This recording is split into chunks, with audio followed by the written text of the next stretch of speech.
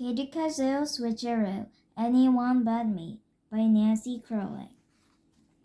Chapter 7. Not so fast, Kevin, Mr. Kane said. I can't have a whole third-grade class running around the school. But we have to find Speedy, Kevin argued. Right now you have to go to gym class, Mrs. Jerkman interrupted. I'm sure Speedy will turn up. But, Mrs. Jerkman, Jeremy pleaded, he could get stuck in a wall or something. Mrs. Jerkman sighed. I'm sure he'll be fine, Jeremy. Now, class, let's line up. We're already late. Katy raced down the hall as quickly as her little legs could take her. She was looking for some place where she could be safe. As she turned the corner, Katy found herself in a small empty room. What a relief! There was no one here to chase her. She stood on her hind legs and began to clean her front paws with a little pink tongue. Just then, Katy heard footsteps coming into the room. She froze in place as someone turned on a light. Man, Brennan, you are such a chicken, Katy recognized Ricky's voice.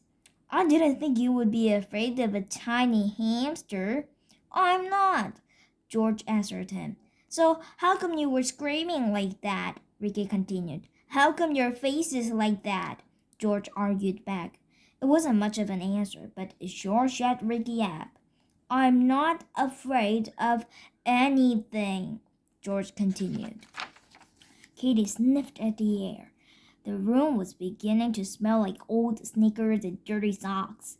Do you think Coach G will make us play kickball again? Kevin asked. I hate that game.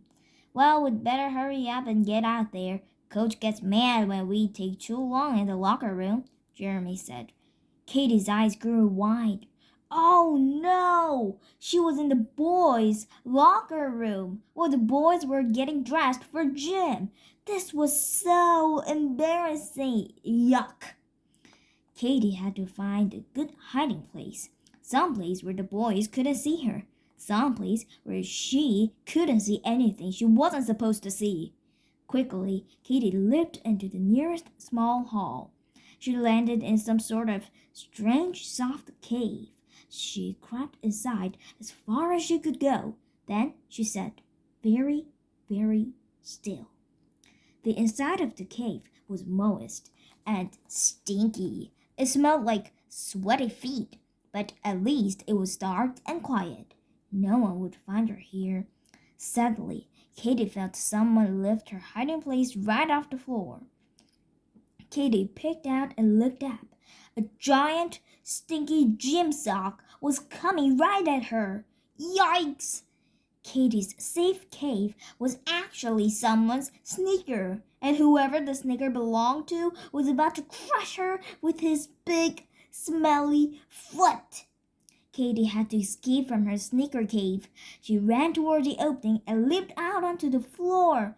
Ah! George screamed as he dropped his sneaker. There is a mouse in my shoe. He leaped up on a bench. Get it out of here! Ah! That's no mouse, Ricky yelled. That's Speedy. We've got to get him, Manny Gonzalez shouted. But Katy wasn't about to be caught in the boys' locker room. She ran for the door. The boys' screams were way in the distance. By the time Katy felt safe enough to stop running, she hid behind a trash can and stood very, very still.